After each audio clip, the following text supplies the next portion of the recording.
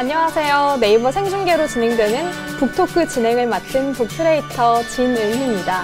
저는 현재 제주 교통방송에서 다양한 책을 소개하고 있고요. 페이스북 북촌이란 페이지에서도 또 여러 책을 소개하고 있습니다. 작가님을 소개하기 앞서서요. 오늘 이런 분들 함께 하시면 좋을 것 같다라는 생각이 들었는데요. 아무리 자존감이 높아 보이는 사람이라도 우리와 마찬가지로 버티면서 살아가고 있다고 합니다. 자존감 고민, 우울감, 또 죄책감, 완벽주의 등 다양한 내 심리에 대한 고민들을 가지고 계신 분들은요. 오늘 이 방송 끄지 마시고 끝까지 함께 하시면 많은 해답을 좀 얻어가지 않으실까 싶습니다.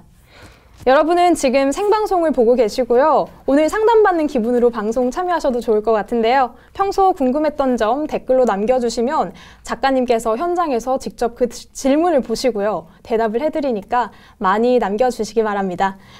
영상 공유도 많이 해주시고요. 하트도 많이 눌러주시기 바랍니다. 그러면 본격적으로 이제 나도 아직 나를 모른다의 허지원 작가님 소개하겠습니다. 작가님 안녕하세요. 네, 안녕하세요.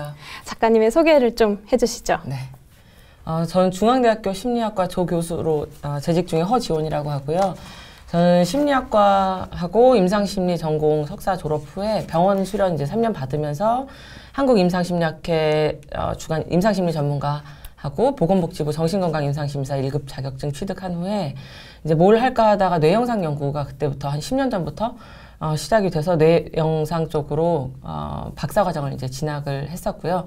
이후에 관련된 심리치료, 심리평가, 뭐 MRI 연구, 자기공명 영상 이용한 뇌영상 연구 하면서 지금은 학교에서 교육하고 연구 진행하고 있는 허지원입니다. 네, 반갑습니다. 작가님 이렇게 얘기를 들어보니까요. 그 임상심리학과 뇌과학에 대한 얘기를 좀 하셨는데요. 이 책에도 보니까 임상심리학자가 말을 하고 뇌과학자가 말을 해주는 독특한 형식을 띠고 있더라고요. 이거에 대해서 굉장히 낯선 분들이 있을 것 같아요. 어떤 분야인가요? 임상심리는 특히 이제 임상적인 문제들, 우리가 흔히 우울증, 뭐 조현병, 조울병 이런 임상적인 진단이 나올 수 있는 그런 환자군들을 주로 대상으로 심리평가나 심리진단이나 심리치료 이런 개입들을 주로 제공을 하게 됩니다. 그래서 환자군을 대상으로 한 많은 연구들을 진행을 하게 되는데요. 뇌 연구는 사실은 심리학 분야에서는 원래부터 많이 하던 분야였던 건 맞아요. 특히 이제 뇌파를 많이 이용을 했었는데 요새 들어서는 MRI라는 장치를 많이 이용을 해서 연구를 하죠. 한국에서는 흔하지는 않았고 최근 들어서 이제 국가적인 펀드, 연구 펀드가 많이 나오면서 심리학자들도 자기공명 영상을 이용한 연구들을 최근 들어서 많이 진행하고 있습니다. 저희 제 대학원생들도 지금 인상심리 전공 대학생들인데 대학원생들인데 지금 뇌 영상 분석 스터디 일부러 지금 시켜놓고 왔고요. 네. 그렇습니다. 그러면 일반 이런 상담하시는 분들과는 좀 어떤 차이가 있을까요? 앞서 말씀드린 것처럼 일반 상담의 경우에는 실제로 진단이 아직까지는 나오지 않는 다행히 건강하신 분들 대상으로 여러 가지 전문적인 상담을 제공을 한다고 하면 상담심리 분과랑 다르게 임상심리 분과는 진단명이 붙을 수 있을 것 같은 그런 약간 심각한 수준의 문제를 경험하고 있다면 그 경우에는 임상심리 전문가를 찾아가시는 게 조금 더 정확한 평가나 개입을 받을 수 있을 것 같습니다. 근데 정신과 정신건강의학과 전문 선생님들하고 많이 헷갈려들 하시는데 임상심리 전문가는 한국에서는 약물 처방권은 없고 그 외에 이제 심리평가, 심리진단, 심리치료 이런 것들은 거의 비슷하게 진행이 되고 있죠. 네, 그러니까 이 심리학을 기반으로 한 연구가 비슷하다는 얘기시잖아요. 네, 그렇군요. 그런데 교수님 이력을 보면 임상심리학과 뇌과학을 같이 공부를 하셨어요. 이런 경우가 좀 흔한 경우인가요? 네. 최근 들어서는 정말 아까 말씀드린 것처럼 많이 하고는 있고요. 저희 연구실 대학원생 분들 같은 경우에도 제가 뇌영상 연구를 굳이 안 해도 된다. 그거 아니고서도 심리학자한테는 많은 그 무기들이 있기 때문에 안 해도 되는데 요새는 많이들 하고 싶어 하시는 것 같더라고요. 그렇군요. 저희가 이제 이런 분야에 대해서 한번 얘기를 들어봤는데요. 이번에는 이 작가님의 이력 중에 또 엄청난 걸 좀 만드셨던데 이 어플리케이션을 만드셨더라고요. 이름이 바로 마성의 토닥토닥이라는 앱이더라고요. 이게 보니까 보건복지부에서 연구에 펀딩을 받아서 만드셨다고 그랬는데 이거는 제가 직접 살짝 이렇게 저도 다운로드를 받아서 무료다 보니까 직접 해볼 수 있었는데 어떤 앱이고 또 이렇게 만들게 되신 계기가 궁금합니다. 한 3년에서 5년 전쯤에 미국에서부터 시작이 된 거지만 심리치료 어플리케이션이 이제 개발이 우후죽순으로 많이 되기 시작했는데 대부분 기업들이나 스타트업 회사들이 시작을 했기 때문에 심리적인 기반이 없이 어플리케이션을 시작을 했었고요. 근데 많은 연구 결과상 어플리케이션만으로도 어느 정도는 심리치료적인 효과를 볼 수 있기 때문에 네. 저희가 고민을 하다가 덕성여대 최승원 교수님하고 같이 공동 연구를 했어요. 그래서 어플리케이션을 만들었고 지금 보건복지 개발을 잘 해서 치료 네. 효과도 검증을 다 했고 보건복지부 소관으로 이관을 해서 지금 보건복지부에서 관리를 하고 있습니다. 당시에는 이제 무료로 이거를 배포를 하겠다는 목적으로 제공을 해서 지금 언제든지 다운로드 받으실 수는 있고요. 네. 제가 방금 이제 화면에 좀 등장을 했거든요, 이미지가. 네. 근데 어떤 상태일 때 내가 이거를 좀 쓰면 좋을까? 이런 고민을 하실 것 같아요. 어떤 앱인지 궁금해서 아마 지금 다운을 받으실 수도 있는데 기억해 두셨다가 방송 끝나고 받으시면 더 좋겠죠? 어떤 분들이 받으시면 좋을까요? 살면서 사실은 지금 여기에만 집중을 하고 즐겁게 그냥 즐겁지 않아도 되지만 그렇게 지금 이 순간을 살아가야 되는데 자꾸 마음이 돌불에 걸려 넘어지면서 자꾸 뒤를 보시는 분들이 있어요. 내가 그때 왜 그랬지? 내가 그런 말을 했으면 안 됐는데 저 사람 왜 그런 말을 했지? 이런 식으로 해서 자꾸 뒤를 돌아보는 걸 심리적인 용어로 반추라고 하는데 네. 계속해서 끊임없이 반추하거나 다른 사람 마음 넘겨짚는 습관들을 갖고 있다면 그런 경우에는 조금 사용을 하셔도 좋을 것 같습니다. 네. 저 지금 이제 댓글이 올라온 게 있는데요. 냥냥님이 저도 우울한데 토닥토닥 앱은 무료로 쓸 수 있나요? 라고 물어보시는데 네네. 무료로 사용을 하시면 좋을 것 같고요. 사실은 이게 인지행동 치료라고 해서 심리 치료에서 가장 과학적인 근거 기반이 탄탄한 인지행동 치료의 교과서에 나와 있는 내용들을 거의 대부분 집어넣었습니다. 그래서 3주 동안 문제풀이를 조금 하시면서 시나리오에 나와 있는 주인공들이 왜 저런 생각을 하고 있지? 요거는 심리적으로 이런 오류를 범하고 있구나. 그렇게까지 큰 문제 아닌데 너무 크게 과잉 일반화했다던가 이런 것들을 계속해서 문제풀이해 가면서 조금 마음을 정돈해 나갈 수 있게 해둔 어플리케이션이죠. 네, 인지훈련, 정서훈련 이런 것들을 할 수가 있는데요. 저도 실은 다운을 받아봤어요, 미리. 그래서 한 3일차밖에 되지는 않았지만 이 3주까지 꾸준히 좀 이용하면 좋을 것 같다는 생각이 듭니다. 그래서 방송 끝나고 한번 쭉 테스트를 스스로 해보려고 합니다. 네, 무료인 줄 몰랐는데 답변 감사하다고 말씀해 주셨습니다. 그런데 이렇게 앱도 개발하시고 연구도 하시고 그 책까지 내셨어요. 정말 바쁘셨을 것 같은데 이 책을 또 내게 되신 계기가 있다면서요. 한국에 지금 현재 심리치료 관련된 자격증이 3,000개에서 4,000개 정도로 잡히고 있습니다. 그 정도로 사실은 심리학이나 이런 것에 대해서 많은 분들이 관심을 가지고 있는 건 맞지만 그만큼 전문적인 지식을 구하거나 혹은 전문적인 치료에 접근하기는 상당히 어려워요. 그러니까 어떤 게 조금 더 고도의 훈련을 받은 자격증인지 이런 것들이 잘 알려지지도 않았고 특히 심리학과가 설치되어 있는 일부 대학의 대학생들만 그런 전문적인 심리적인 교육을 몇 년간 좀 받을 수가 있단 말이에요. 근데 이런 마음의 불평등, 그러니까 심리적인 자원, 인지적인 자원의 불평등이 결국에는 그 사람이 나중에 문제 해결을 하거나 이런 데 있어서 충분히 다양한 기술이나 무기들을 사용할 수 있는데 그 부분에서 좀 제한점이 있는 것 같아서 이제 본업은 아무튼 연구랑 교육은 맞는데 일반 분들한테 조금 더 심리학과 관련되어 있는 정보들을 제공을 하고는 싶었어요. 그래서 아마 저를 알고 계시는 분들은 아마 놀라시긴 하실 건데 제가 이런 컬러의 옷을 입지도 않고 원래 항상 검정색 옷을 입고 그런데 어쩔 수 없이 이런 역할도 하고 있게 됐습니다. 왜냐하면 이제 잘못된 심리적인 기법에 접근해서 비윤리적인 측면에서 심리치료를 받거나 아니면 정보들이 제한되어 있는 분들을 자꾸 눈에 들어오기 시작해서 이렇게 됐습니다. 제가 실은 작가님 책을 보다가 앞에서 딱 인상 깊은 문구를 봤는데요. 살리는 연구를 하고 싶다 이런 문구를 보고 네. 실은 작가님이 이런 마음에서 쓰셨구나 하는 게 확 와닿았거든요. 아마 그런 마음이 깊이 좀 전달되다 보니까요. 아무래도 이 책이 베스트셀러에 오르지 않았을까 싶은데요. 와, 베스트셀러에 네, 계속 올라 있습니다. 실은 이 나도 아직 나를 모른다 이 책이 많은 독자들 분들에게 읽혀지고서는 책을 읽고 울었다라고 또 얘기를 하시는 분들이 있더라고요. 네. 그런데 저도 읽어보니까 그 말이 정말 공감이 되던데 어떻게 이렇게 많은 분들의 마음을 울릴 수 있었을까요? 네. 지금 해드리는 말씀이지만 사실은 그 책 마지막 장 쓸 때는 저도 사실은 되게 많이 울었고요. 네. 그게 이제 신의 한복판 커피숍에서 마무리를 했는데 아마 그 신의 한복판 커피숍이 아니었으면 아마 더 많이 울었을 거는 같습니다. 저도 이제 계속해서 마음을 수련을 하고 있는 상황이지만 일부러 그 책에서는 시나리오들의 여백을 좀 일부러 많이 뒀어요. 그래서 자기 얘기인 것처럼 투사해서 심리학 용어로 투사라고 하는데 자기 얘기인 것처럼 거기다가 대입을 시켜서 볼 수 있게끔 여러 가지 얘기들을 넣어놓은 게 이제 첫 번째 요인이었던 건 같고요. 두 번째 요인은 구어체적인 표현을 좀 많이 써서 상담을 받는 듯한 느낌을 많이 말씀을 주셨는데 사실은 제가 처음 원고 넘겼을 때 편집하시는 선생님들이 그 어미를 다 바꿔서 돌려보내주셨거든요. 예를 들어. 그 정도 아니에요.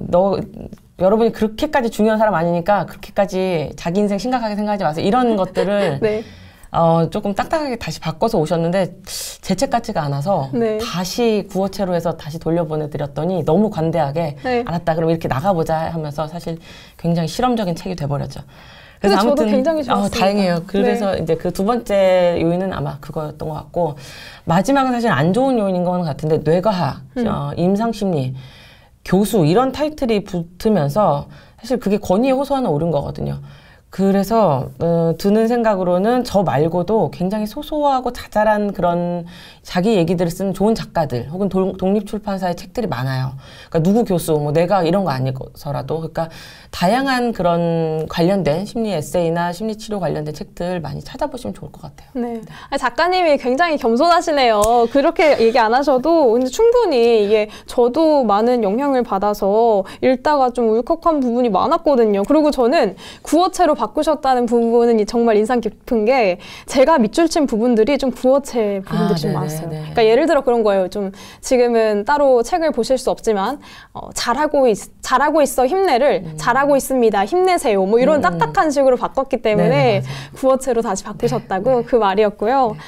지금 이제 벌써 막 댓글이 엄청 많이 달렸는데요. 긴장되실 것 같아요. 긴장하지 마세요. 이렇게도 하시고 레이 이칠님이 작가님 미인이셨어. 이렇게 얘기해 주시고요. 또 생각보다 짱 어리심 이렇게 해주시는 분도 있고요. 굉장히 좋아하시는데. 어리게 보이는 것도 있고요, 사실은.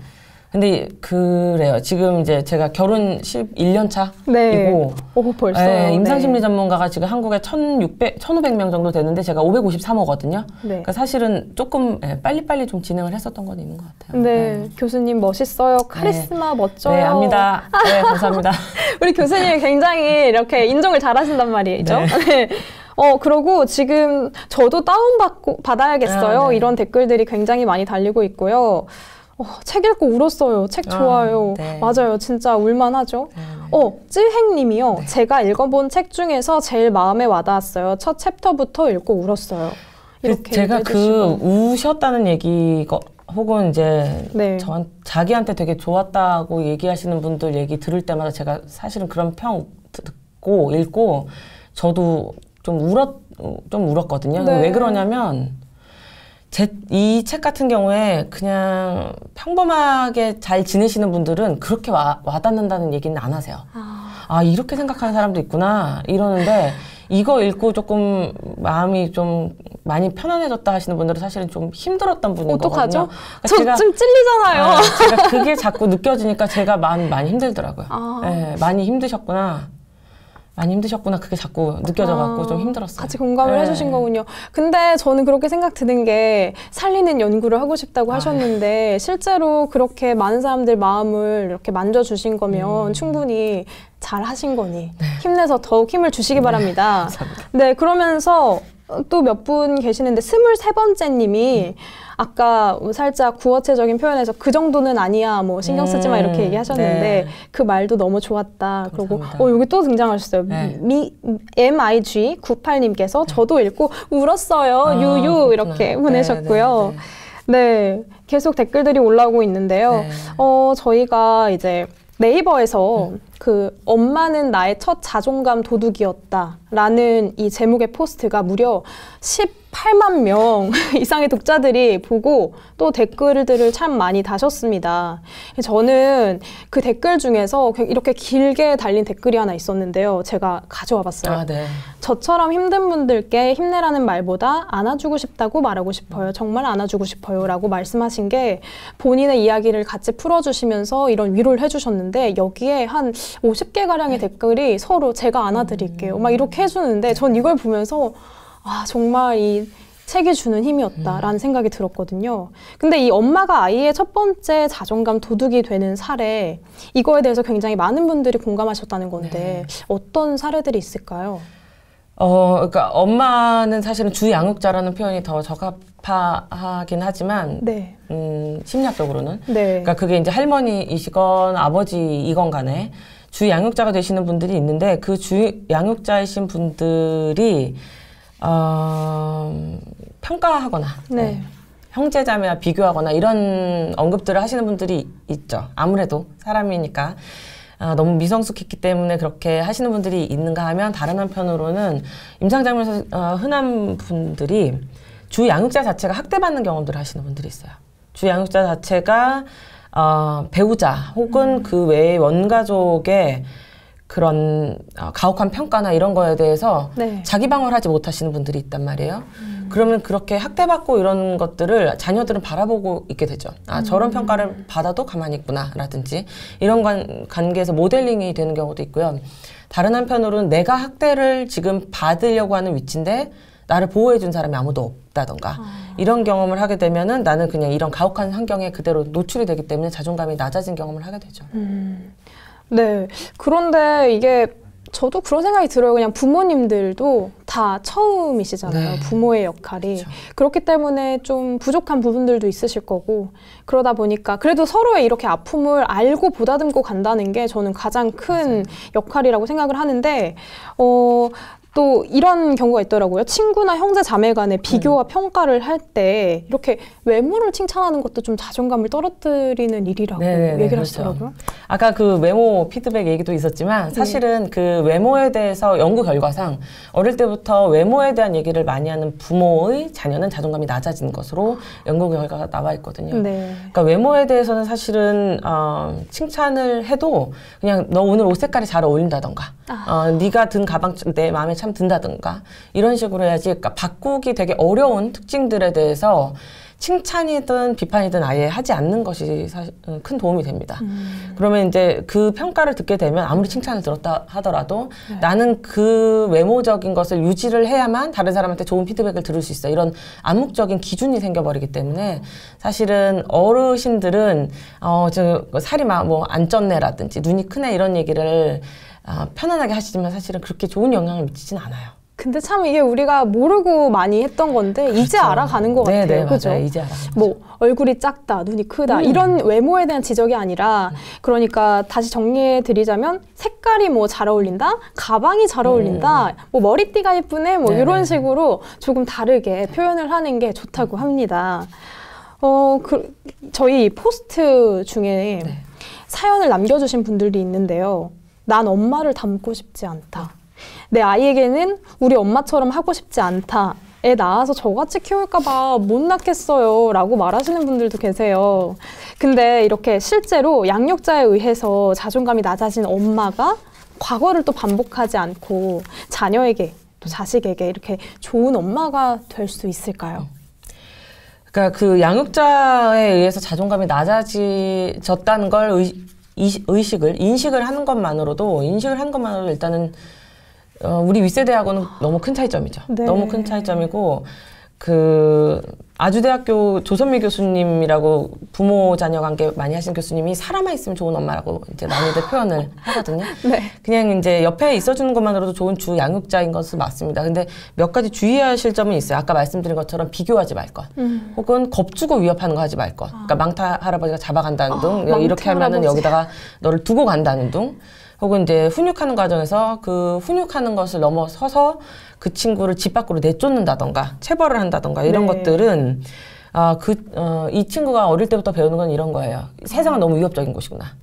내가 정말 애를 쓰고 정말 모든 최선을 다해야 네. 이 세상 밖으로 떨어져 나가지 않는구나. 이런 것만 생각을 자꾸 하게 됩니다. 혹은 이제 때리는 거, 체벌은 정말 안 해야 돼요. 체벌은 진짜 안 해야 근데 정말 되는데 쉽지 않잖아요. 쉽지 않죠. 제가 아직 부모는 안 돼봤지만요. 예. 굉장히 어렵다고들 네. 말씀을 하시는데 치밀어 오르는 화를 지금 얼굴에 약간 담기시려고 갑자기 했습니다. 또 화가 치밀어 네. 오르는데 체벌은 하시면 안 돼요. 체벌을 했을 때 아이들이 배우는 거는 뭐냐면 누가 잘못을 하면 때려야 되는구나. 이것밖에 안 배웁니다. 그러니까 사실은 히어로물도 안 좋다고 심리학 쪽에서는 얘기를 하는데 왜냐하면 어린 아이들은 그 서사를 이해를 잘 못해요. 그 복합적인 서사를 이해를 못한 상태에서 그냥 나쁜 사람이면 때려야 되는 건데 그 나쁘다는 거의 기준은 아이들 입장에서는 내 마음에 들지 않으면이에요. 그래서 사실은 그런 폭력적인 것들도 워낙에 컨텐츠도 안 좋은데 부모가 때린다고 하면 사실은 그거는 정말로 심각한 문제가 되기 때문에 때리시면 안 됩니다. 안 돼요. 그리고 이제 네. 동영상 보여주시면 마시고. 근데 그거 요즘에 어딜 가나 좀 볼 수 있는 모습 아닐까요? 네. 다른 사람들에게 피해주지 않기 위해서 영상을 시청할 수 있게. 네네네. 그렇죠. 네. 영상물의 경우에는 큰 문제가 심리학 쪽에서는 정신의학 쪽에서는 많이 되고는 있고요. 많은 부모들이 그렇게 생각하세요. 지금 일단은 다른 사람한테 피해를 주지 않기 위해서 지금 보여주자. 그런데 이게 3, 4, 5세 때는 그 정도만으로 이 친구들의 행동을 컨트롤할 수 있지만 그 동영상에 노출된 친구들이 초등학교 고학년 올라가면서는 사실은 조금 요새 들어서 문제가 많이 커서 임상 장면으로 많이들 오시거든요. 어떤 식으로 문제가 좀 생기나요? 아마 학부모들은 많이 알고 계실 텐데 아이는 아무 문제가 없어요. 학교 생활도 잘하고 잘 하는데 몇몇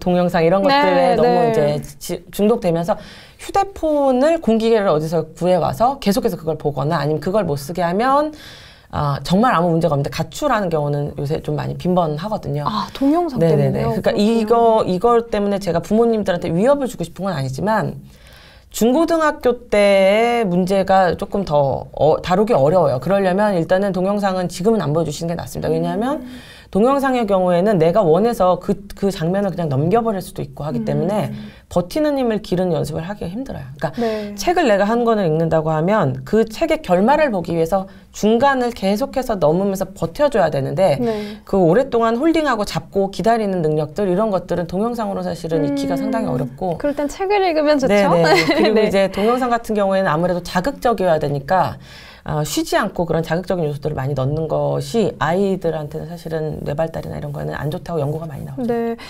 보니까 저도 실은 얘기를 듣다 보니까 어릴 적에 망태 할아버지 얘기도 들어봤고요. 딱 한 번이지만요. 내복 바람으로 대문 바깥으로 쫓겨난 적이 있습니다.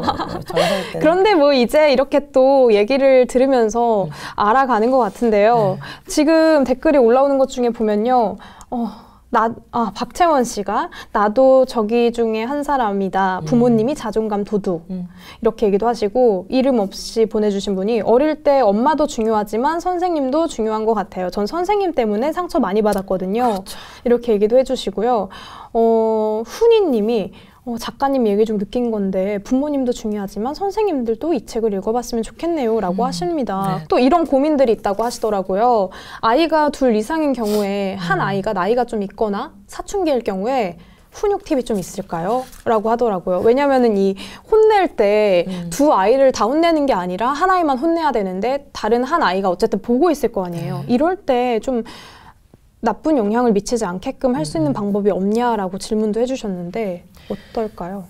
일단은 본인이 차별을 안 한다는 생각을 버리셔야 돼요. 그러니까 부모는 차별을 하게 돼 있습니다. 근데 그게 이제 아이들이 느끼는 입장에서는 차별이고 엄마 주 양육자 입장에서는 차이를 두고 양육을 하는 거죠. 네. 이 친구의 취약점이나 강점을 잘 알고 있기 때문에 거기에 따라서 이제 차이 있는 훈육을 하는 건데 아이 입장에서는 달리 느껴지기 때문에 근데 만약에 거기에 대해서 아이가 불편감이나 불만을 얘기를 한다면 거기에 대해서는 충분히 얘기를 들어줄 필요는 있고요. 인정할 필요도 있습니다. 근데 이제 원칙은 공간을 분리하시고 훈육을 하셔야 되고요. 아이가 어릴 때, 특히 미성년자일 때 웬만하면 집에서 경험하지 않아야 되는 감정은 수치심입니다. 그러니까 수치심을 주게끔 하는 어떤 발언이나 환경을 만드시면 안 돼요. 그러니까 집안은 최소한의 안전기제여야 돼요. 바깥에서 힘든 일이 있을 때 집에 들어왔을 때는 그래도 이 공간에서만큼 내가 안온할 수 있고 안전할 수 있다는 경험을 해야 됩니다. 그래서 네, 공간 분리가 상당히 중요하죠. 그런데 아까 말씀하신 것처럼 큰 아이들이 그렇게 얘기하는 경우에 훈육을 어떻게 해야 되냐 이렇게 얘기하시는데요.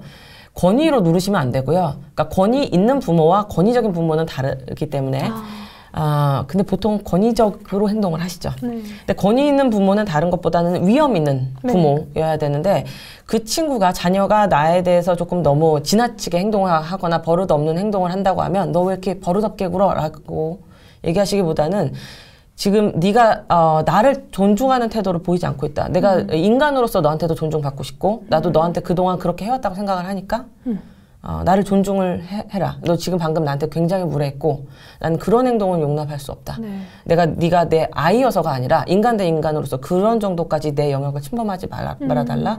이런 식으로 요구를 해야죠. 근데 그렇게 하려면 그 전까지 본인이 존중하는 태도를 사실은 조금 네. 서로의 어떤 노력이 필요하고 네. 굉장히 쉽지 않은 것 같습니다. 네. 지금 계속 이제 아이들의 자존감을 위해서 엄마가 어떤 노력을 할 수 있을지에 대해서 계속 살펴봤거든요. 그렇다면은 우리 엄마들의 자존감도 지켜줘야죠. 네, 엄마의 자존감 어떻게 높일 수 있을까요? 아마 아버지 자존감들은 보통 알아서들 높이시는데 물론 잘못된 방법으로 높이시지만 어머니들 같은 경우에는 간단하게 드리는 팁은 그런 거예요. 아이가 남긴 음식 먹지 말아라. 집에서 목 늘어난 티셔츠 같은 거 입고 있지 말아라.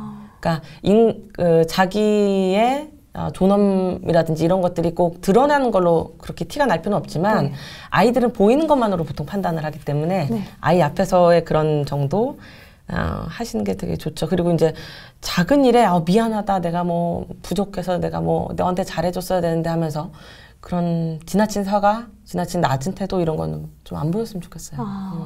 이 목 늘어난 티셔츠 이거 안 입는 것만으로도 도움이 되는군요. 네. 그렇군요. 그러니까 본인을 좀 더 아끼고 이렇게 계속 관리하라는 의미신 것 같아요. 네. 이 책 제목이요. 나도 아직 나를 모른다인데요. 실제로 본인이 자존감이 낮다라고 고민을 하시는 분들이 꽤 많더라고요. 이 자존감이란 단어가 요즘 좀 많이 이렇게 나오다 보니까 쉽게 또 사용을 하는 경향도 있는 것 같고요. 근데 정작 내 자존감이 낮은지 높은지 이거를 뭔가 판별할 수 있는 척도가 없어요. 어떻게 알 수 있을까요?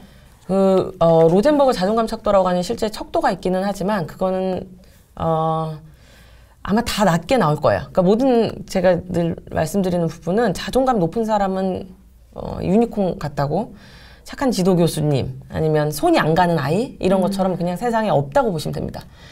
자존감은 어떤 때는 높고 어떤 때는 낮아요. 저 사람은 어떻게 자존감 높아 보인다 생각하시겠지만 그냥 그때 그분이 우연히 기분이 좋았다던가 여러 가지 일들로 약간 높은 때 만났을 수는 있어요. 근데 대부분의 자존감은 요동치거든요. 그래서 내가 자존감이 높은가 이런 생각을 하면 일단 본인이 자존감이 낮다고 생각을 하시면 됩니다. 그런데 조금 더 제가 생각할 때는 나랑 성격 특성이나 정서 처리하는 방식이라든지 다른 사람하고 상호작용하는 거라든지 이런 것들하고 진짜 똑같은 사람이 있다고 하면 그 사람하고 평생의 파트너로 같이 지낼 수 있는지 같은 공간에서 같이 생활하는데 큰 무리가 없을지를 생각해 보면 나 같은 사람 괜찮은데? 하시면 자존감 괜찮은 거예요. 그런데 고민하는 자체가 약간 그렇다는 거죠, 지금. 그러면은 그런 분들이 이렇게 자존감을 어떻게 높이면 좋을까요? 그러니까 자존감은 높인다는 건 힘든 일이에요. 아무튼 네. 자존감을 네. 네, 자존감 높은 척을 하라고 저는 보통 말씀을 드립니다. 네, 그래서 저희가 준비를 해봤죠. 네, 제가 짠 미리 올려놨습니다. 이 자존감이 높은 척을 하라고 말씀을 하시는데 이 책 속에 5가지가 나와 있더라고요. 네. 한번 뽑아봤거든요. 네. 네, 자존감이 높은 척하는 방법. 이첫 번째부터 한번 이렇게 좀 설명을 해주시겠어요? 자기 삶에 집중하는 척을 하는 게 중요한데 이게 초반에는 많이 어려우실 거예요. 내 삶에 집중을 하고 내 삶에 몰두한다는 게 상당히 어려운 일이기는 한데요. 그런 척이라도 하셔야 돼요. 자존감 높은 척 하셔야 되는데 어려우실 거예요. 네.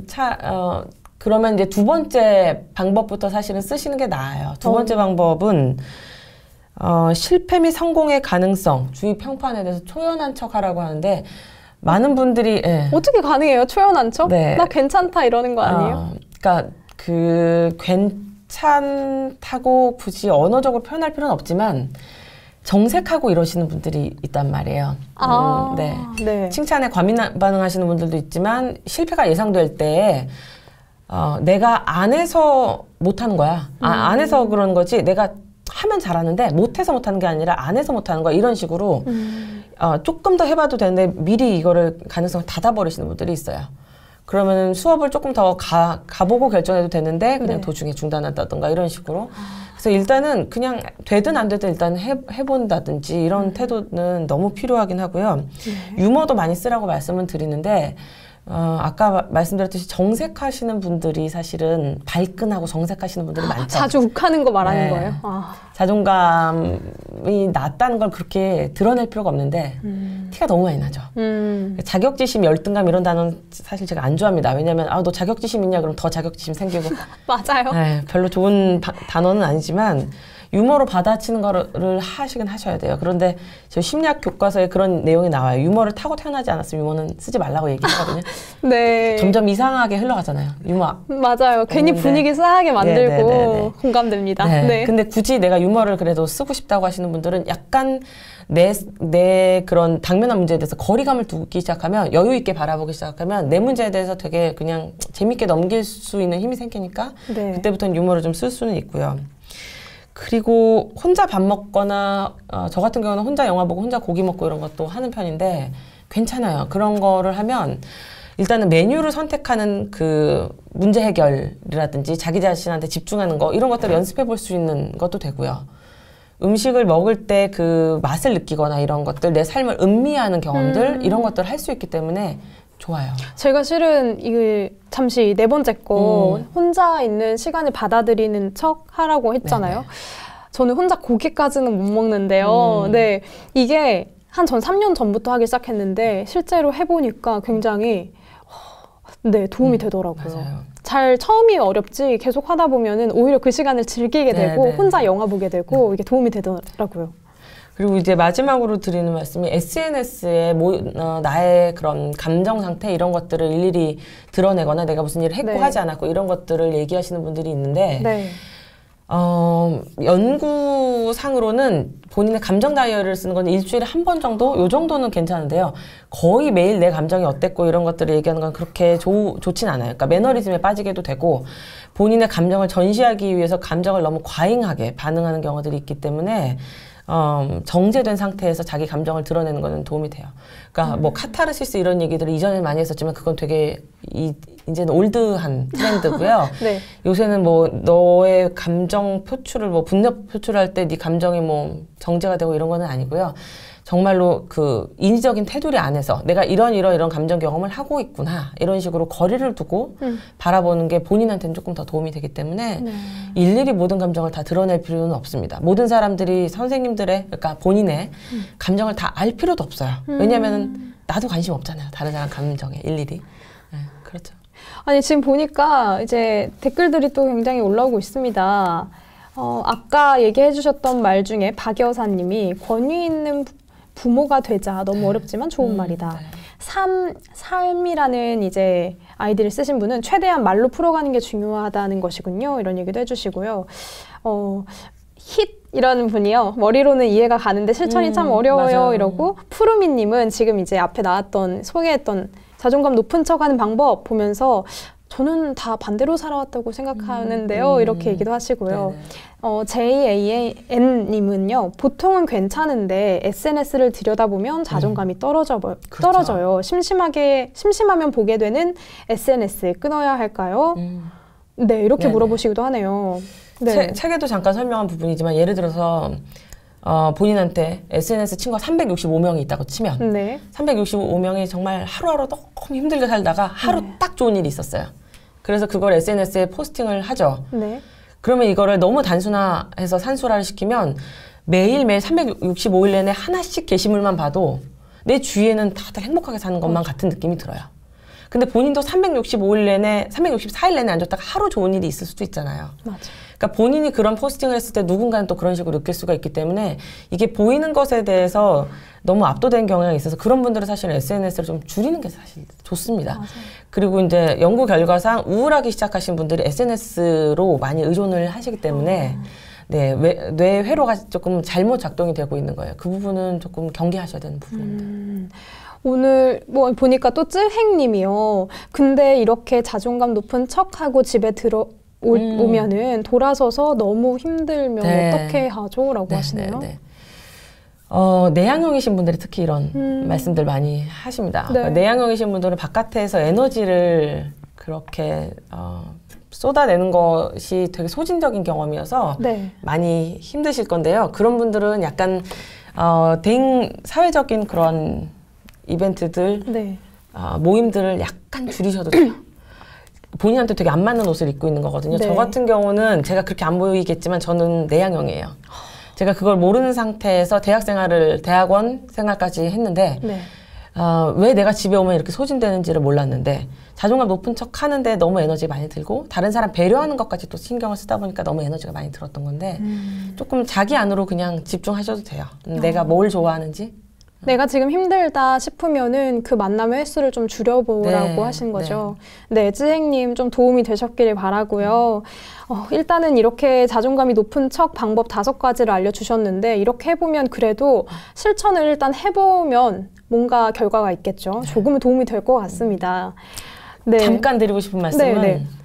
본인의 그런 낮은 자존감이나 나의 우울감이나 혹은 나의 그런 약점들 이런 것들을 모든 사람들이 다 알아야 되거나 이런 것까지 받아들여야 이런 것들을 내가 다 알려야 된다고 강박적인 생각을 갖고 계시는 분들이 있는데 그거는 별로 좋은 방법은 아니에요. 왜냐하면 여러분들의 엄마도 여러분들을 보면 짜증이 나잖아요.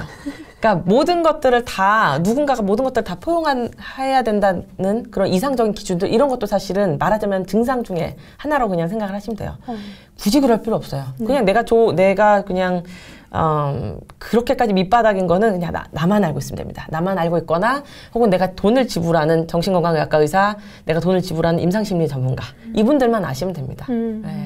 네, 좋은 팁도 감사합니다. 우리가 이제 좀 책 속으로 들어가서요.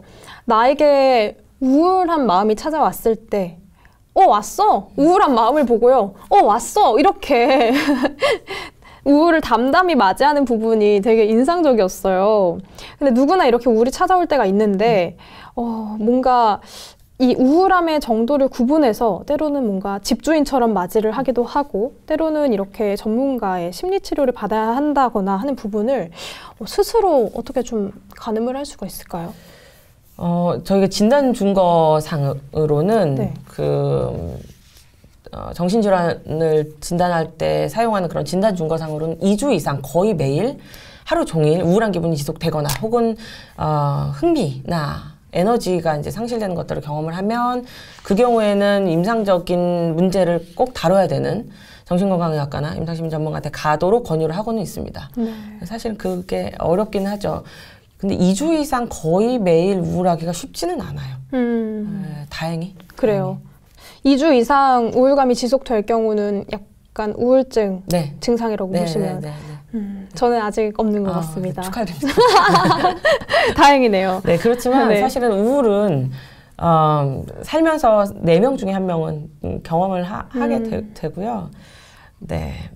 언젠가는 오게 될 거예요. 근데 언젠가는 오게 돼도 아무튼 그냥 이제 왔구나. 그렇게 받아들이시는 게 중요하죠. 왜 그런 말 있잖아요. 우울한 마음이 왔을 때 이게 감기처럼 지내보내라 이렇게 하는데 그게 그 말이겠죠? 네, 그러긴 한데 그게 요새 들어서는 많이들 틀렸다고 말씀을 하시죠. 감기는 아니에요. 저희는 그냥 요새는 암의 완치율이 70%로 잡고 있는데 암이라고 생각을 하셔야 되는 겁니다. 그러니까 끊임없이 관리를 해줘야 되고 누군가가 그러니까 어떤 정신질환을 갖고 계시는 분이 유명한 과학 저널에 그런 기고문을 투고를 하셨었는데 사람들이 암에 걸리면 꽃을 들고 찾아온다. 그런데 내가 이 질환을 갖고 있다고 얘기했을 때 아무도 나한테 꽃을 들고 찾아오지 않았다. 이렇게 얘기하시거든요. 그런 식으로 사실은 연대감을 가지고 서로 지지를 해주는 게 필요해요. 네가 지금 힘들구나. 나도 언젠가 올 거야. 그때는 네가 나한테 꽃을 가져다 줬으면 좋겠어. 하는 식으로. 네, 그렇군요. 우리가 이렇게 오늘 우울부터 뭐 자존감 고민에 대해서 엄마의 자존감, 자녀의 자존감 이런 거 다양하게 얘기를 좀 나누고 있는데요. 독자들에게 이번에 공감을 얻은 자존감 고민 3가지를 뽑아봤습니다. 자, 저희가 이번에 또 준비를 해봤는데요. 네, 3가지죠. 3위부터 먼저 공개를 해보겠습니다. 짠! 칭찬을 받았을 때 반사적으로 아니에요 말하는 나 있다고 하는데요. 네. 예뻐요, 잘했어요 할 때 아니에요 이렇게 하시는 경우 많잖아요. 좀 종종 보기도 하는 것 같은데 이렇게 고민을 말해주셨습니다. 이 자존감에는 좀 좋지 않은 건가요? 어때요? 이게 이제 우리나라 그 겸양의 미덕 이런 것들이 너무 강조되면서 이렇게들 많이 하시는데요. 이런 경우에 그 말의 프레임에 자꾸 갇혀버려요. 그래서 이제 칭찬을 들으면은 그냥 칭찬을 잘 받아들이고 내 안으로 소화시키고 내가 갖고 있는 굉장히 다양한 자서전적인 기억들, 나에 관련된 기억들에다가 계속해서 덧붙여 나가면서 나의 좋은 측면을 계속해서 살을 붙여 나가셔야 되는데 보통 이걸 빨리 쳐냅니다. 그렇게 해야 된다고 생각을 하고 그래서 그냥 자랑을 조금 하셔도 됩니다. 자랑하셔도 되고 저 같은 경우도 무슨 연구회의 했는데 제가 생각해도 굉장히 괜찮은 아이디어예요. 그러면은 사람들이 근데 그거를 그냥 스쳐 지나가면 제가 다시 한번 강조하거든요. 어떤 식으로요? 굉장하죠? 이런 식으로. 네. 그렇게 하면서 계속해서 본인에 대해서 긍정적이고 남들이 부담스러워하지 않을 정도로 계속해서 얘기를 조금 해주시는 건 좀 필요합니다. 저 같은 경우는 사실 제 그 지도 교수님이 지금 그 대한신경정신의학회 이사장님이신 권유수 교수님이신데 정신건강의학과 교수님이신데 뭔가 회의 때 제가 칭찬을 해주시길래 아니에요 이런 얘기를 했더니 교수님께서 내가 지금 너 뭐 노벨상 받을 만큼 뭔가 잘했다고 얘기하는 것도 아닌데 너 지금 왜 네가 아니에요라고 얘기하냐. 그 안에는 그냥 네가 자기애가 너무 높아서 그거를 자꾸 아니에요 뭐 이런 식으로 해서 그냥 하는 거지. 너 지금 그거는 겸손이 아니라 건방일 수 있기 때문에 정말로 진짜 뛰어난 일을 했을 때는 그때는 겸양을 부리고 지금은 그냥 받아들이라고 얘기를 하셨거든요. 그 이후로 아마 이런 얘기를 저도 할 수 있는 거는 같은데요. 본인이 칭찬을 받으면 그냥 감사합니다. 저도 알아요. 이렇게 넘기시고요. 대신에 그 칭찬을 다른 취약한 분한테도 언젠가는 꼭 돌려주셔야 돼요. 관찰력 있게 잘 가지고 계시다가 저 사람이 뭔가 물건을 샀다던가 어떤 재미있는 얘기를 했다던가 하면은 꼭 그걸 홀딩하고 있다가 꼭 돌려주고 하면서 칭찬의 선순환이 돼야 됩니다. 맞아요. 지금 댓글 남겨주시는데 소우님이 겸손을 떨어야 할 것 같다. 사회적 분위기가 그렇죠. 이렇게 얘기해 주시고 이름 없이 보내주신 분이 칭찬 이렇게 어색해서 아니에요 말고는 다른 말을 뭘 또 해야 될지 모르겠다고 하는데 알아요. 그럼 그냥 작가님 오늘 굉장히 연보라색 의상이 잘 어울리십니다. 네, 알아요. 네, 이렇게요. 여러분 보셨죠? 네, 이렇게 해주시면 될 것 같고요. 2위를 공개하겠습니다. 짠! 아이고, 짠!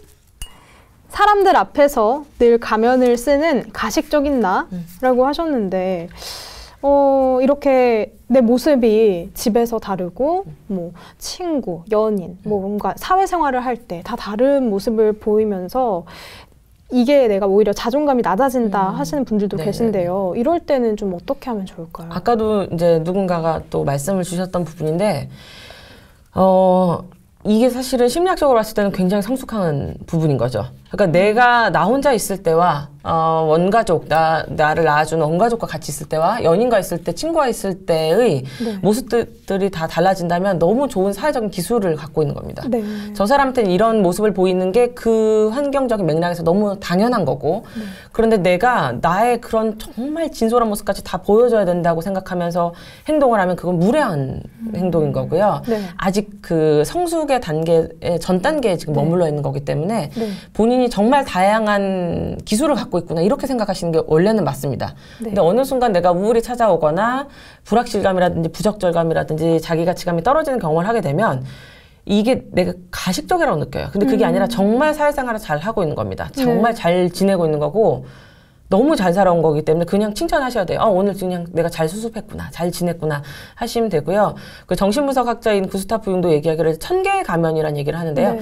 1000개 정도 가면 쓰셔도 돼요. 그냥 유연하게 썼다 벗었다를 하는 게 중요한 거지 그 가면이 안 떨어지는 게 문제인 거지 유연하게 하시는 거는 굉장히 좋은 기술입니다. 아주 고차원적인 자원을 쓰고 계시는 거예요. 오히려 그러니까 가면을 내가 쓰고 있다고 해서 어색해하지 말고 진짜 여기서도 이 모습, 저기서 이 모습 굉장히 사회 적응을 잘하는 모습이라고 보시라고. 특히 이제 회사 생활하시는 분들이 조금 많이 힘들어하시는 건 있는데 회사에서는 회사용 가면 쓰셔야 됩니다. 네. 어떤 가면이 있을까요? 뭐 부장님, 과장님께 부장님, 웃으면서 네네 그렇죠? 하고 그게 필요해요. 회사는 돈을 버는 곳입니다. 자아실현하는 곳이 아니고요. 자아실현 그 돈을 가지고 다른 데서 하시면 됩니다. 학원을 다니시거나 기부를 하시거나 이런 식으로 다른 데서 자아실현 하시면 되고요. 돈을 잘 받기 위해서 어떤 가면을 써야 되는지 모색하는 게 어른의 삶이죠. 괜찮아요. 그 요새 자꾸 나는 그냥 편하게 살기로 결심하고 이런 책들도 많이 나오고 그러지만 그런 책을 쓰시는 분들은 진짜 열심히 사시는 분들이죠. 예를 들어 뭐 퇴사도 해당이 될까요? 네, 그렇죠. 그분은 퇴사를 하고 책까지 심지어 쓰잖아요. 강연도 하시고 그분들은 진짜 열심히 사시는 분들이에요. 그 책을 보고 퇴사를 하시면 안 됩니다. 그냥 그 마음속에 그런 사직서 한 장쯤 누구나 품고 있는 거고 회사 생활하면서 제가 그런 얘기 많이 들었는데 누구나 이제 죽이고 싶은 사람 한 명쯤 있는 거예요. 네. 근데 거기에 대해서 너무 부적절감을 갖는다던가 나는 이렇게 공격적인 그런 측면을 갖고 있지 누구나 다 그런 걸 갖고 있는 거고 참는 것까지가 본인의 기술이기 때문에 참으시면 됩니다. 네. 월급날은 언제나 돌아오기 때문에 참으시면 됩니다. 굉장히 재밌는데요. 퇴사에 관련된 책을 쓰신 분은 그 책이라는 결과물이 있다라고 하셨으니까 웃기네요. 네, 그 소우님께서요 가식이 싫었는데 살아보니 가식이 필요하더라고요 라고 하시는데 근데 저는 갑자기 든 생각이 이 번외의 질문이지만 가식 없으신 분들 있잖아요. 오히려 좀 다 시원시원하게 말하시는 이런 분들도 그 가면을 좀 잘 써야겠어요. 참. 써야죠. 이게 쉽지 않을 것 같습니다. 많이들 싫어하시는 분들 그런 거잖아요. 나 혼자 뒤끝 없는 분들이 있잖아요. 네. 나 혼자. 그게 이전에 저였고 저희 원가족이 저에 대해서 비난을 제일 많이 했었던 게 혼자 뒤끝이 없냐 이런 얘기들 많이 하셨었는데 써야 됩니다. 예의인 거거든요. 그거는. 그렇군요. 우리 이어서 마지막 1위를 한번 살펴보고 싶은데요. 어떤 게 있을지 굉장히 궁금합니다. 가식적인 나, 뭐 아니에요, 뭐 겸손을 보이는 모습도 있었고 했는데 한번 뜯어보겠습니다. 이래도 사랑해줄 거야? 끊임없이 사랑을 확인받는다. 근데 좀 여자분들, 남자분들도 그러겠죠? 이런 모습들도 많이 있는 것 같아요. 연인 관계에서도. 사실은 뭐 성별이나 성적 지향성과 상관없이 기본적으로 사랑을 받고 싶어 하거나 칭찬을 받고 싶어 하는 거는 기본적으로 뇌 프로그래밍이 되어 있습니다. 그런데 이제 그 어느 순간 그 사랑이 내가 원하는 수준보다 충족이 잘 안 된다고 느낄 때 그때부터 이제 약간 기괴한 여러 가지 행동들을 하기 시작하죠. 그래서 내가 뭔가 에이섹슈얼리티여서 내가 저 사람과 에이로맨틱이어서 내가 다른 사람하고 로맨틱한 관계를 굳이 맺지 않아도 평생 재밌게 사시는 분들도 계세요. 그런 분들을 제외하고 다른 사람하고 관계를 맺고 싶어하는 분들은 본인이 혼자서도 재밌게 잘 지내는지를 꼭 생각을 해보셔야 돼요. 내가 혼자서도 너무 재밌고 즐거울 때 결혼이나 동거나 연애를 결심하는 게 제일 무리가 없습니다. 병리적인 그런 결합관계가 되는 경우에는 보통은 혼자서 재밌지 않을 때 누군가 짝을 찾을 때 그러니까 의존성과 독립성의 그런 비율을 봤을 때 이게 조화를 이루지 않고 있을 때 의존성이 너무 높아졌을 때 짝을 찾기 시작하면 문제가 생기기 굉장히 쉬워요. 그래서 심리학적으로는 병리적으로 이렇게 결합이 됐다기보다는 혼자 있어도 너무 재밌고 근데 그 사람을 그 파트너를 만났는데도 편안해요. 재밌어요. 이러면 그 사람하고는 굉장히 분리와 결합이 유연하게 잘 일어나는 그런 파트너를 만나게 되면 사실 굉장히 좋죠. 근데 초반에는 어려울 수 있는데 차차 이제 독립성과 의존성을 둘 다 높여나가는 게 필요해요. 의존성을 낮출 필요는 없어요. 누구나 갖고 있는 부분이기 때문에 그걸 일부러 부인하면 본인이 너무 힘들어요. 난 다른 사람 없이도 잘 살 수 있는데 근데 그런 사람은 사실은 좀 그런 경우는 적어요. 한 10% 미만으로 저희가 보고는 있고요. 네. 그래서 본인이 혼자서도 좀 재밌게 잘 지내야 됩니다. 근데 이제 혼자서도 잘 지내는 사람들은 예를 들어서 내 장점 리스트를 좀 적어볼 필요는 있는데 갖고 있는 장점이 뭐예요? 리스트 적어오세요. 숙제를 내드리면 그분들이 본인들 리스트를 쫙 봤을 때 나는 누구한테 잘해요. 나는 누구한테 선물을 잘해요. 나는 다른 사람 얘기를 잘 들어줘야 하는 식으로 다른 사람과 관련된 장점을 너무 많이 적어오면 그건 사실 의존성이 높은 분들이에요. 다른 사람한테 내가 기여하는 바만 자꾸 지금 생각을 하고 있는데 네. 그걸 적어오시면 제가 이제 그 부분에 대해서는 짚어드리고 다시 숙제해오라고 하죠. 네. 나와 관련된 거. 그러니까 나는 타자가 빠르다든지 글씨를 잘 써요. 나는 커피를 좋아해서 커피 맛을 잘 알아요. 라든지 술을 잘 먹어요. 라든지 나와 관련된 특징에 대해서 장점에 대해서 한번 적어보게 하죠.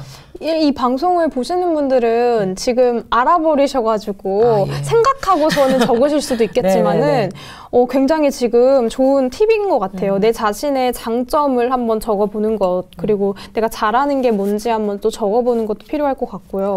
진짜 말씀대로 저도 실은 이 말에 굉장히 공감합니다. 연애하면서 이게 혼자일 때도 외롭지 않고 마음이 편안해야지 진짜 둘일 때도 불안하지가 않더라고요. 맞아요. 확실히. 네. 진짜 이 답이 좀 이렇게 도움이 되셨으면 좋겠네요. 지금 이렇게 질문이 또 있는데요. 자존감 얘기를 하면서 물어보신 분이 있습니다. 낮은 자존감 때문에 무엇인가 새로운 것에 도전할 때 조금만 어려울 것 같으면 쉽게 포기해버려요. 이렇게 쉽게 포기한 점을 개선하려면 어떻게 나 자신한테 암시를 걸어야 할까요? 이러는데요. 여러 가지 원인이 있을 수 있는데 이렇게 쉽게 포기하시는 분들은 실제로 자존감이 낮아서 그런 분들도 있고요. 네. 혹은 가족 내에서 그 역할을 담당해 오셨던 분들이 있어요. 왜냐하면 내가 그 집안에서 너무 뛰어났을 때 이 원가족을 등질 것만 같은 그런 불안이 나도 모르게 있다고 하면 그 경우에는 자꾸 조금 더 좋은 높은 성취를 해도 되는데 그 직전에 갑자기 멈춰버립니다. 포기하게 되거나 이거 안 해도 돼요. 괜찮아. 나는 그냥 이 집에 머무를게. 내가 이 집을 지킬게. 이런 일들을 본인이 자꾸 벌이게 되는데요. 가장 단순하게는 본인이 할 수 있다고 지금 어떤 성취를 할 수 있다고 생각되는 것에 한 105%? 110%를 잡는 것도 방법이에요. 그러면 결국에는 한 100%까지 또 하겠죠. 더 높이 잡으라는 거죠? 약간 더 높이. 네. 너무 높이 잡으면 사실은 그거는 본인의 이상하고 현실적인 자아의 괴리가 너무 커지기 때문에 그건 별로 좋지 않고 네. 할 수 있는 거 약간 높게 잡거나 혹은 그 자잘한 성취의 경험들을 하는 게 필요합니다. 네. 근데 그게 상당히 어렵죠. 그쵸. 어렵죠. 예를 들어서 하루에 운동을 몇 분을 한다던가. 네. 저도 안 되는 건데. 근데 저는 이거 방법 중에서 청소하기를 해봤거든요. 네. 근데 청소하기를 했을 때 이게 정말 별거 아닌 것 같지만 공간이 정리되면서 이렇게 깔끔해진다는 데서도 좀 성취감이 오더라고요. 맞아요. 이것도 영향이 좀 될까요? 그래서 선생님들이 여러분들이 뭔가를 할 때는 꼭 결과물이 나오는 걸 조금 하시는 게 좋아요. 방이 깨끗해지는 것. 혹은 요새는 많이들 프랑스 자수 많이 하시는데 자수를 해서 결과물을 남기거나 혹은 뭐 뜨개를 한다던가 이런 식으로 해서 좀 눈에 보이는 자잘한 것들을 하는 게 좋기는 혹시 합니다. 원데이 클래스 이런 것도 도움이 될까요? 네, 도움이 되죠. 갑자기 이게 제가 생각이 들었는데 원데이 클래스 이런 것도 결과물을 당일에 낼 수가 있거든요.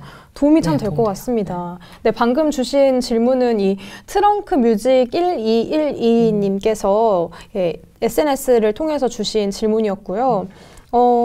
저희가 지금 이렇게 세 가지 자존감 고민은 다 살펴봤고요. 추가로 또 한 분께서 이 자존감에 관련된 질문을 보내주셨습니다.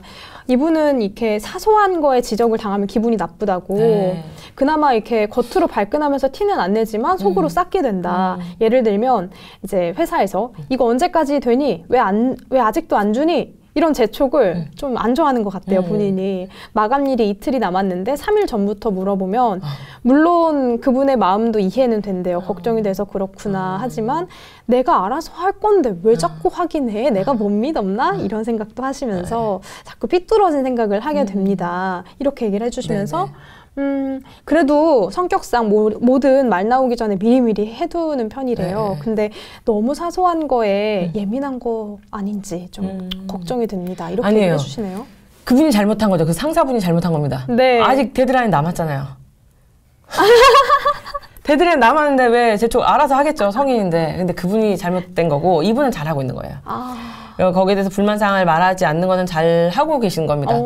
지금 떠오르는 생각은 그런 거예요. 그러니까 그분이 그런 상사분이 그런 성격일 거라는 생각이 들면 미리 노티를 하시는 게 맞아요. 네. 그러니까 내 일의 진척률이 지금 몇 %이고 이런 것들을 그냥 해서 그분을 네. 그냥 안심시켜 버리는 게 나아요. 네. 입을 빨리 막아버리시고 본인의 평안을 찾으시고요. 네. 그게 이제 자기가 본인이 그걸 자꾸 놓치게 되면은 뭘 하시는 게 낫냐면 참잖아요. 어쨌든 본인은 네. 참을 거예요. 그건 너무 잘하는 겁니다. 월급날이 돌아오기 때문에 참아야 됩니다.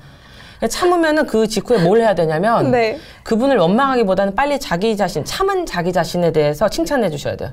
잘 참았다. 어떤 하면서 칭찬? 먹는 거? 별 스티커 이렇게 계속해서 혼자서 해놓고 별 스티커 모아놓고 선물 본인한테 주시고 이런 것들 네. 하면서 그냥 자기 자신을 즐겁게 해주세요. 아까 그럼 그 회사에서 자아실현 하지 말고 나가서 네, 하면 나가서. 된다는 게 이런 돈을 쓰면서 항상 네, 돈을 써야 됩니다. 돈 쓰지 않으면 안 작가님의 돼요. 방법인 것 같은데요. 네. 근데 이게 본인한테 칭찬을 해주는 거 굉장히 좋은데 저 같은 경우에도 아까 말씀드렸듯이 원가족이 네. 저한테 뭐 비난을 많이 했다고 했잖아요. 혼자서 뒤끝없다고. 근데 제가 어느 순간부터 이거를 참는 거를 하기 시작하면서 그러고 나서 잘했네. 효주원 기특해. 잘했어. 잘 네. 참았어. 이거를 좀 하기 시작했더니 그 다음부터는 조금 마음이 편안해지더라고요. 그러니까 좀. 네. 방금 질문 주신 분은 역시나 SNS에서 러블리데이 0126님께서 보내주신 질문이었고요. 답변이 되셨길 바랍니다. 지금 너무나 잘하고 계시고 상사분께서 그러시는 건데 그 앞에서 이렇게 가면을 잘 쓰고 계신 거라고 작가님이 답변을 주셨습니다. 네, 돈을 쓰시면서 네, 상사분 이거 같이 듣고 계시길 바랍니다. 네, 그러면 보다 보니까 정말 재밌는 댓글들이 많이 올라오는데 북콘서트 해주세요 이러고 소우님이 북콘서트에 앉으면 1년에 앉고 싶다 이러시고요. 네, 그러면은 티켓팅에서 가장 1등을 하시길. 네. 그리고 딴 분은요. 어떤 일을 시작할 때마다 도망치고 싶어져요. 작가님 너무 시원시원. 상사가 이것 좀 봤으면 입을 막아버리래. 이렇게 hit님은 크크크 이렇게 사이다다 이렇게 이해해 주셨습니다. 네, 대화를 나누다 보니까 이렇게 시간이 많이 지나갔는데요. 네. 제가 이 책에서 본 인상적인 표현이 있었습니다. 바로 실패에 우아할 것, 우아한 실패라고 말씀을 하셨는데 이 실패가 과연 우아할 수 있을까요? 굉장히 모순적인 말 같은데요. 어떤 의미로 말씀하신 건가요? 실패는 여러분들에게 계속 될 겁니다. 여러분 오늘도 실패할 거고 내일도 다음 주에도 계속해서 실패할 거예요. 네. 근데 실패했구나. 아까 얘기한 것처럼 실패했구나. 안 됐네. 어쩌라고 거거든요. 어쩌라고를 달고 입에 닿는 거는 괜찮아요. 왜냐하면 그걸 이제 다른 사람한테 티를 낼 필요는 없지만 그 다음 단계를 준비할 수 있게 하는 여유를 만들어줍니다. 내가 1년 동안 준비한 시험을 오늘 봤어야 되는데 잘 못 봤네? 네. 잘 봤었으면 좋았을 텐데 어쩌라고 이렇게 본인의 그냥 어쩌라고 하는 건 도움이 안 되고요. 그냥 그때의 모든 것들을 정리를 하셔야 돼요. 이렇게 이런 노력을 했는데 안 됐구나 어쩌라고 하고 나서 그 다음에 장을 넘겨줘야 됩니다. 근데 그 과거의 일에 자꾸 이제 몰두해 있는 경우에 문제들이 많이 생기기 때문에 어쩌라고 혼자 계속해서 어쩌라고 해야 돼요. 네. 왜냐면 계속해서 여러분은 내일도 다음 날도 계속해서 우울하고 계속해서 외로울 거거든요. 그럼 어떻게 하겠어요? 그냥 삶은 고해요. 원래 삶은 고통스럽습니다. 근데 그 사이사이에 굉장히 재밌는 일이 일어나죠. 네. 오늘 같은 이런 방송을 보기도 하고 네. 오늘따라 커피가 맛있을 수도 있고 네. 생각하지도 않았던 곳에서 맛있는 음식을 먹을 수도 있어요. 그냥 그런 것들을 기대를 하면서 그냥 살아야 되는데 네. 그 실패에 너무 몰두하다 보면 다른 사람들이 보기에 네. 조금 이 정상 범위를 넘어가는 행동들을 자꾸 하게 된단 말이에요. 네. 너무 지나치게 우울해한다던가 지나치게 자학을 한다던가 이런 것까지는 좀 안 갔으면 좋겠는 거죠. 그냥 나는 내 권위와 내 존엄을 손상시킬 수 있는 일은 어디에도 없다고 생각을 하셔야 됩니다. 네. 책에도 쓴 얘기지만 아프리카 속담 중에 제가 제일 좋아하는 얘기이기도 네. 한데요. 내 안에 적이 없으면 누구도 나를 해치지 못한다는 게 있어요. 네. 근데 이게 되게 어려운 얘기예요. 왜냐하면 내 안에 적이 없으려면 진짜 노력을 많이 하셨었어야 돼요. 사실은. 상사가 아까 뭔가 이렇게 비난을 이렇게 할 때 그때 확 문제적인 경험으로 빠지게 되는 경우는 어떤 경우냐면 진짜로 일을 안 해놨을 때죠.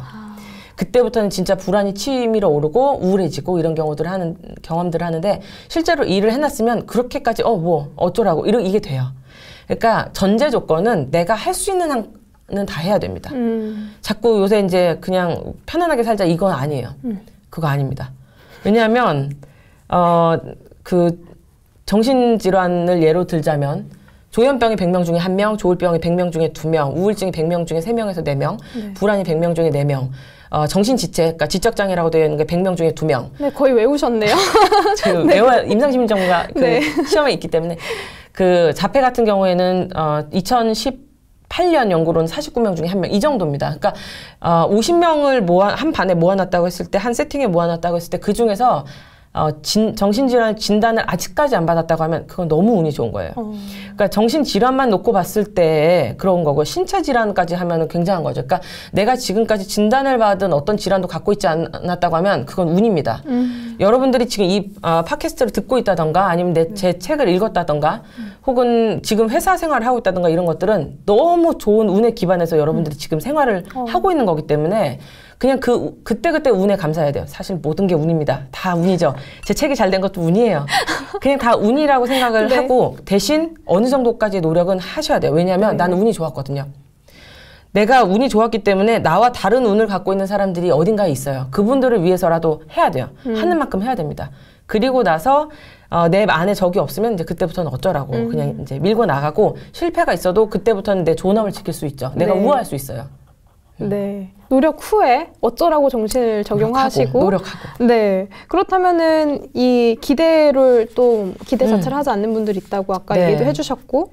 네. 그렇다면은 이 실패가 우아할 수 있는 거는 굉장히 노력이 필요하네요.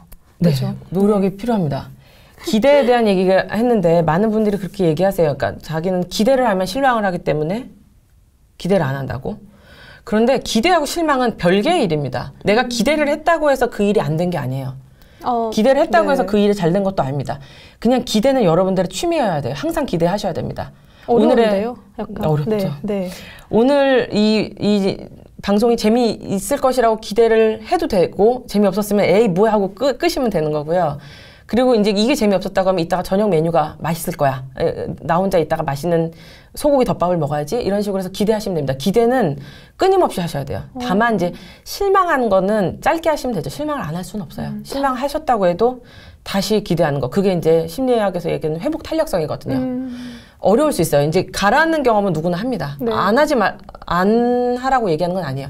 가라앉아도 올라오는 속도가 빨라지거나 혹은 그 깊이가 약간 요 정도에서 다시 올라오거나 하는 식으로 회복 탄력성을 높여나가려면 기대하셔야 됩니다. 끊임없이 기대하셔야 돼요. 확실히 이게 본인이 인지를 잘 하고 열심히 노력을 하는 그 전제 조건이 필요한 것 같아요. 네, 그게 진짜. 피로하게 느껴질 수 있겠지만 그렇게까지 애쓸 필요는 없고요. 그러니까 네. 노력 정도. 네. 지금 또 댓글이 올라오는데 네, 제 얘기도 있네요. 푸르미님이 진행자님이 너무 좋아하는 사심을 드러내셨어. 맞습니다. 딱 걸렸네요. 네, 생물쟁이님이 잘 참았어 스티커 너무 좋네요. 이렇게 하셨고요. 백여신님 작가님 방송에서 자주 뵀으면 좋겠어요. 핵 인싸 이렇게 말하시고요. 네. 푸르미님이 잠시 잊고 있었던 팩폭 그런데 빠져든다. 맞아요. 지금 저도 빠져들어서 듣고 있었어요. 감사합니다. 네, 그리고 쯔행님이 심리 상담 받고 싶은데 용기가 안 난다고 아까 처음부터 시청하시던 분 같은데요. 네네. 마성의 토닥토닥 앱 먼저 써봐야겠다 네네. 하셨고요. 또 아까 작가님이 책 잘 된 게 운이라고 하셨는데 아닙니다. 책이 잘 된 건 작가님 덕분입니다. 예, 라고 압니다. 하십니다. 예. 감사합니다. 네, 이렇게 네. 감사합니다라고 반응도 해주시고 네. 열심히 했는데도 결과가 잘 안 나오면 노력이 네. 부족했던 거지 아니. 라는 타인의 말이 반복되면 내가 부족하구나 싶어요 라고 하시네요. 네. 그 타인 끊어내십시오. 그 아무 짝에도 도움이 안 돼요. 내 노력을 누가 평가할 수 있다고 그거 아니고요. 네. 네, 아닙니다. 그분 빨리 끊어내시고요. 너무 재밌네요. 네, 참 얘기를 들어보면서 그래서 어쩌라고 또는 이 되면 좋겠지만 아니면 말고 뭐 괜찮아 이런 생각을 해두는 게 스스로 정신 건강에 좀 좋을 것 같은데요. 마지막으로 벌써 이렇게 시간이 됐습니다. 독자분들에게 하시고 싶은 말씀 있으신가요? 네. 시간을 넘겨서 죄송합니다. 안 넘겼어요. 네. 네, 편하게 하세요. 아까 북콘서트 얘기가 있긴 했는데 여러 가지 생각이 사실 들어요. 저는 이제 책을 썼던 이유는 아까 말씀드린 바와 같지만 사실은 제가 이게 출판사의 일이라고 생각을 못 했었던 게 있었어요. 제가 책을 내놓고 보니까 이 책을 위해서 너무 출판사분들이 너무 많은 노력을 하고 있는 걸 알게 됐어요. 그러니까 그걸 모르는 상태에서 했는데 너무 이 뒤에서 노력을 많이 하시는 그 홍익 출판사 분들을 보면서 제가 뭐라도 해야 되겠다고 생각하니까 네. 이런 기회가 있을 때 나와서 얘기를 하는 거지만 제 본업은 교육하고 연구이기 때문에 제가 이런 이런 활동을 하고 다닌 것에 대해서 제 동료 연구자분들이나 제 학생 선생님들이 보면 너무 당황스럽겠지만 네. 아무래도 본업이 있다 보니까 네. 방송 일을 하거나 그럴 것 같지는 않고요. 네. 꼭 말씀드리고 싶은 부분은 이 책을 가지고 스터디를 하시는 분들이 네. 많다고 얘기를 들었어요. 네. 밑줄 치시고 네. 포스트잇 붙이시고 이런 분들이 많아서 한편으로는 부담을 많이 느끼기는 하는데요. 이 책은 어디까지나 지금까지 나와 있는 과학적인 지식을 바탕으로 지금까지의 그냥 제 얕은 임상적인 통찰을 바탕으로 만들어진 책이기 때문에 절대적인 진리를 담은 책이 아닙니다. 그러니까 그때그때 그냥 갑자기 문득문득 들춰보면서 이거는 나랑 맞고 이건 틀리구나 하시면 좋겠고 1년 있다가 5년 있다가 10년 있다가 들춰보시면서 이때는 내가 이게 되게 힘들었었는데 지금은 잘 벗어났네. 이런 자기 자신의 발전을 그냥 인덱싱하는 그 지표로 삼는 그런 책이었으면 좋겠고요. 그냥 가벼운 마음으로 좀 읽었으면 좋겠어요. 우신다는 얘기 들으면 사실 제가 좀 많이 힘듭니다. 아마 저도. 가벼운 마음으로 읽다가 탁 와닿아서 치료를 받은 걸 거예요. 네. 정말 저도 실은 이 포스트잇 표시해두면서 계속 봤는데요. 시간이 지나고 보면 또 좋겠다 싶어서 실은 포스트잇을 붙여놨거든요. 말씀 새겨 들었다가 좀 지나서 다시 한번 좀 보려고요. 저도. 정말 이렇게 이야기를 나누다 보니까 시간이 정말 많이 흘렀습니다. 지금 댓글에서도요. 작가님 얘기해 주시는 게 너무 좋아서 메모 계속 하게 된다고 병아리 님이 얘기해 주시고 윤정 님이 노력하고 어쩌라고 해볼게요. 이거 2개 꼭 해보겠다고 하셨고요. 가지 마시래요, 윤정 님이. 크림 님도 계속 해주세요. 라인 님이 너무 늦게 보기 시작했어. 지금 보셨어요? 지금 끝나갑니다. 네. 네. 그래도 아쉬워하는 분들을 위해서 저희가 이 생방송 다시 보기도 있습니다. 금요일부터 가능하다고 하니까요. 네, 아쉬워하지 마시고요. 그때 또 보시면 좋을 것 같아요. 마지막으로 우리 생중계 공식 질문인데요. 허지원 작가님에게 책이란 어떤 건가요? 이게 뻔한 답변이어서 제가 사실은 피하고 싶었는데 저한테 책은 선생이다. 네. 이겁니다. 너무 TMI인데 저는 일란성 쌍둥이입니다. 저랑 똑같이 생긴 분이 있어요. 저랑 네. 똑같은 목소리와 똑같은 제스처와 똑같은 표정을 갖고 있는 일란성 쌍둥이 분이 있는데 그 친구와 항상 어릴 때 초등학교 때부터 그 광화문의 대형 서점에 주말이면 이제 문을 열 때 그 친구랑 용돈 모은 거를 들고 가서 아침부터 있다가 문 닫을 때까지 책을 읽고 재밌는 책을 사갖고 오고 이런 경험들을 반복했는데 그때부터 글쓰기 선생이기도 했었고 정말 많은 정보들을 제공한 선생이기도 했었고 혹은 이 책은 뭐야 이러면서 반면교사로 삼기도 했었던 그런 선생이었기 때문에 저한테 책은 선생이다. 이게 마지막 코멘트일 것 같습니다. 네, 답변 감사합니다. 저희가 벌써 이제 끝이 났습니다.